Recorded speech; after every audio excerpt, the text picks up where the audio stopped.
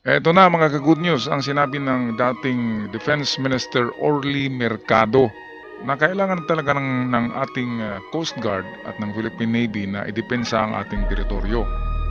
Tit for tit ang sabi niya. Eto, pakinggan natin ang balita sa UNTV.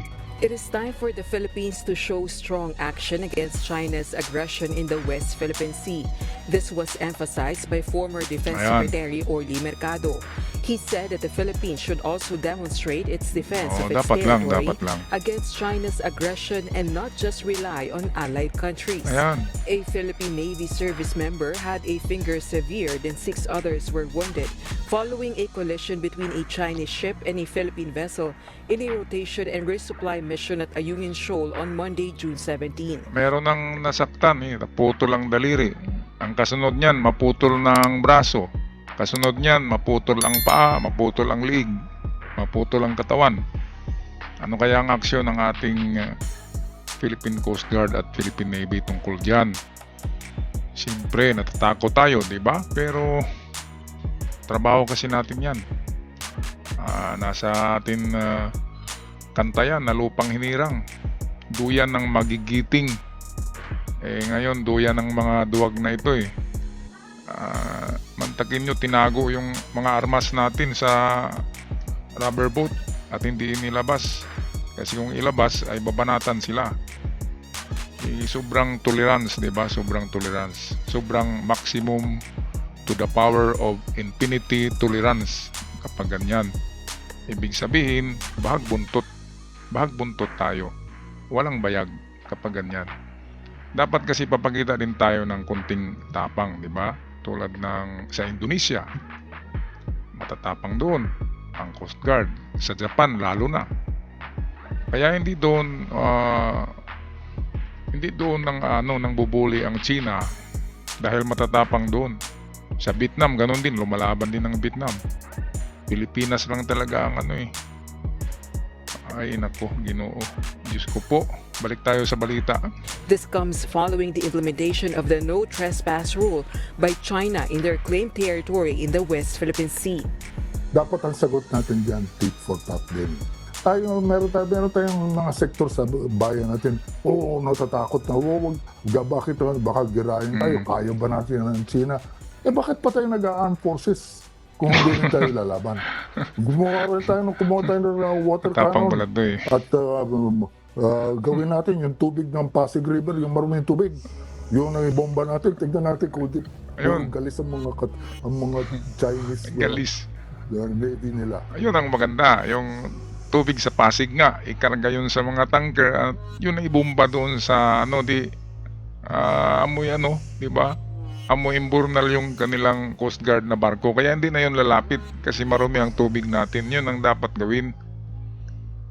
Ibumba doon. Tit for tat, sabi ni Orly Mercado. Ibig sabihin kung anong binigay, yun ang ibalik.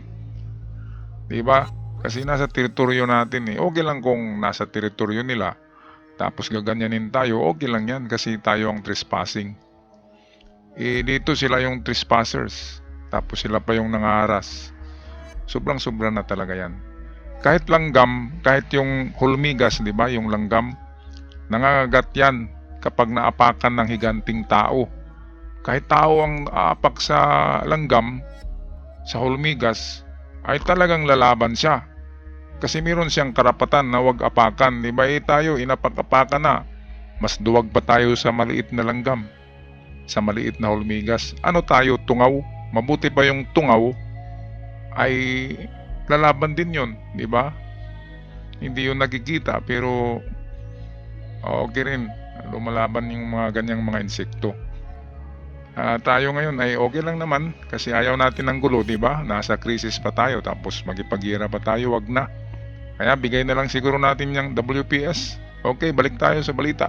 Furthermore, it is also necessary to strengthen or repair the BRP Sierra Madre, the ship grounded on Ayungin Shoal by the Philippine Navy in 1999 to serve as a living quarters for soldiers guarding our territory.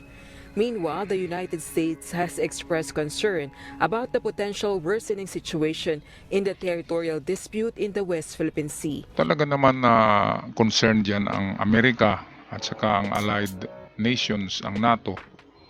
Dahil sa higante kasi ang China. At kapag nagkagyera, of course, maraming negosyo ang Amerika na nasa China. Kaya maraming made in China na mga gamit sa Amerika. Ganon din dyan sa Europe. Maraming investors sa China. Doon kasi mura ang manpower sa China. Kaya doon sila gumagawa ng mga factory at mga industry. Itong mga bansang Amerika, bansang diyan sa NATO, maraming kumpanya diyan sa China. Kaya nga ang China ay nagiging booming, nagiging mayaman at napakahiganti sa ekonomiya. Okay, so sino ba naman ang gusto ng may gera?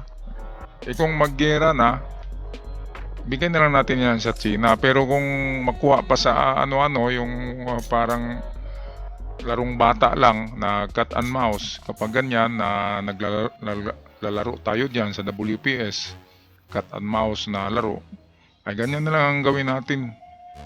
Kaysa makipaggera tayo, kahit tutulungan tayo ng Amerika, maapektuhan talaga ang ating araw-araw na pamumuhay.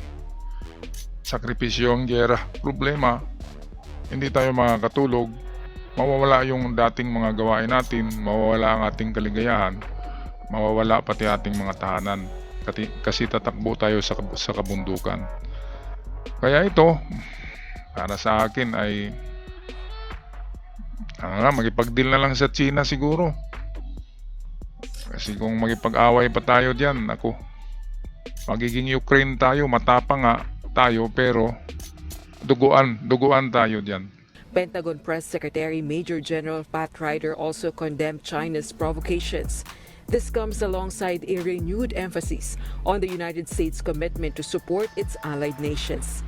This kind of behavior is provocative, it's reckless, it's unnecessary, and as you highlight, it could lead to something bigger and more violent. And so we're going to continue to stand with our Philippine allies. Ayan, Also, some House lawmakers have condemned China's latest aggression Ayan. against the Philippines in the disputed territory in the West Philippine Sea. According to Bukidnon 2nd District Representative Jonathan Keith Flores, this incident underscores the urgent need for strong action from the Philippines. Well, sumusobra na talaga yung mga inchik, no? Ang aggression na pinapakita nila sa West Philippine Sea, even if resupply mission lang sana yun, is parang pambabastos na sa sovereignty ng pambabastos na Pilipinas. talaga yan. Sobrang bully na. Kaya para magaganti tayo, lahat ng mga pugo, diyan, pugo workers na mga inchik, patalsikin na palabas sa bansa. At yung mga impostor diyan na mga katulad ni Alice Go, hanapin yung iba at ikulong para magaganti tayo sa mga inchikwakang na yan. Okay, so hanggang dito na lamang siguro ang ating balita sa araw na ito. Ako'y magpapasalamat sa lahat. God bless the Philippines. At ingat kayong lahat, mga ka-good news.